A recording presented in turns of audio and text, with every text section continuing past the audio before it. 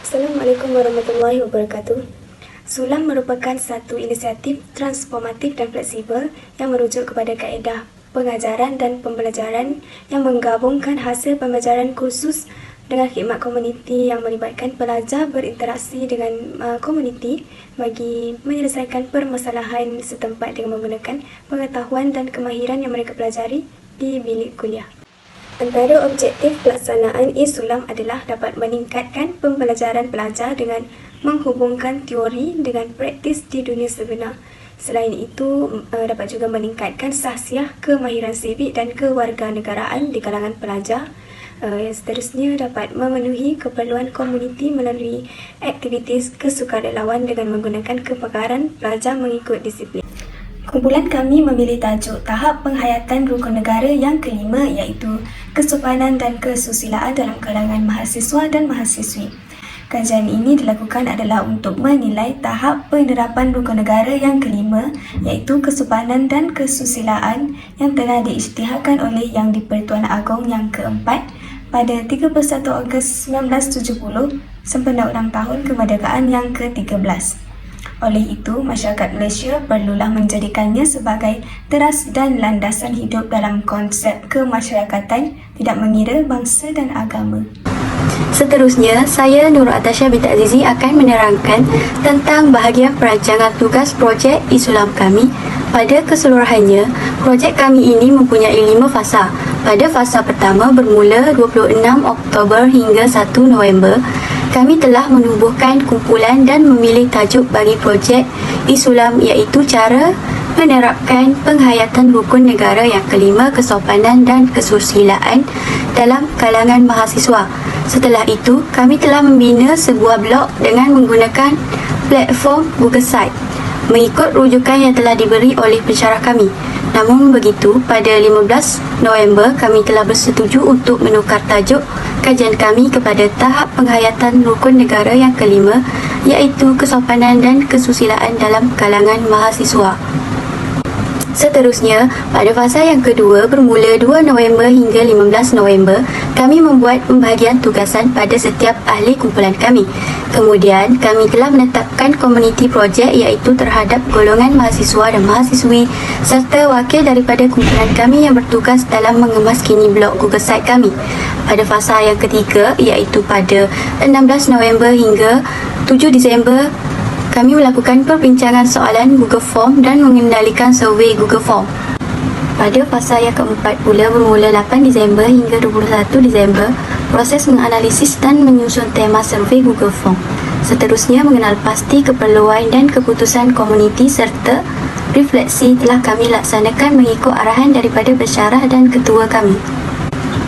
Dan pada fasa yang terakhir, iaitu fasa kelima bermula pada 22 Disember hingga 28 Disember, kami menghasilkan sebuah video, iaitu simulasi video yang kami laksanakan sebagai ulasan dan keterangan daripada projek e-Sulam kami ini. Temu buat dan survei, kami telah melakukan tinjauan dengan menggunakan kaedah Google Form dan juga sesi temu bual.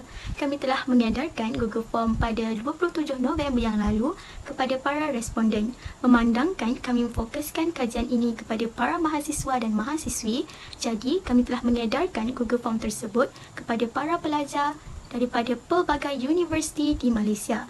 Kami telah memperoleh responden seramai 105 orang yang terdiri daripada mahasiswa dan mahasiswi yang berbilang bangsa dan agama dari pelbagai universiti. Antaranya mahasiswa dan mahasiswi daripada Universiti Sultan Zainal Abidin UNIZA, Universiti Malaysia Terengganu UMT dan banyak lagi. Para responden telah memberikan kerjasama yang baik sewaktu menjawab soalan-soalan yang telah dinyatakan dalam Google Form tersebut. Manakala bagi temu bual, kami telah memilih mahasiswa daripada Universiti Sultan Zainal Abidin, iaitu Cik Nur Liana. Beliau merupakan Timbalan Presiden Majlis Perwakilan Pelajar UNIZA. Kami telah bertanyakan beberapa soalan dan pandangan secara menyeluruh kepada beliau tentang tahap penghayatan para mahasiswa terhadap rukun negara yang kelima, iaitu kesopanan dan kesusilaan. Beliau berpendapat bahawa para mahasiswa dan mahasiswi masih menghayati prinsip tersebut dan beliau juga berpendapat bahawa sikap rasis tidak berlaku di UNIZA maupun universiti-universiti yang lain. Dari segi etika pemakaian pula, para mahasiswa-mahasiswi masih menjaga etika sopan pemakaian mereka meskipun masih terdapat segelintir mahasiswa-mahasiswi di universiti tertentu yang tidak mengikut pakaian yang sepatutnya berikutan peredaran zaman yang semakin moden. Melalui kajian ini, kami mendapati bahawa tahap penghayatan para pelajar adalah di tahap yang baik. Hal ini dikatakan demikian kerana terdapat di antara mereka yang memahami dan menghayati serta mengamalkan nilai kesopanan dan kesusilaan tersebut. Selain itu juga, kami mempunyai 4 tema yang diajukan kepada responden. Antaranya ialah tema perkauman.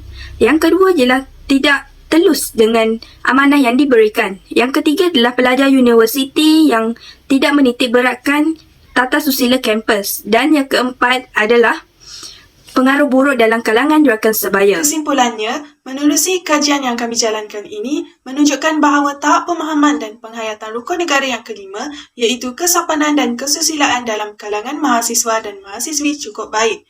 Ramai mahasiswa dan mahasiswi yang faham dan jelas mengenai penghayatan rukun negara yang kelima. Namun begitu, terdapat juga sebahagian mahasiswa dan mahasiswi yang belum menghayati sepenuhnya rukun negara dengan baik.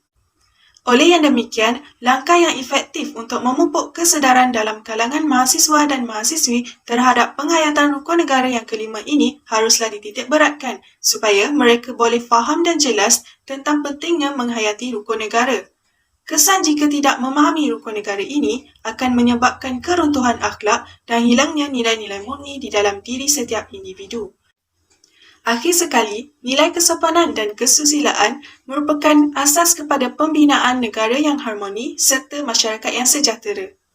Nilai ini perlulah dipupuk dan diamalkan bagi menjadikan Malaysia sebagai negara yang maju mengikut acuan nilai dan budaya setempat. Sekian daripada saya, terima kasih.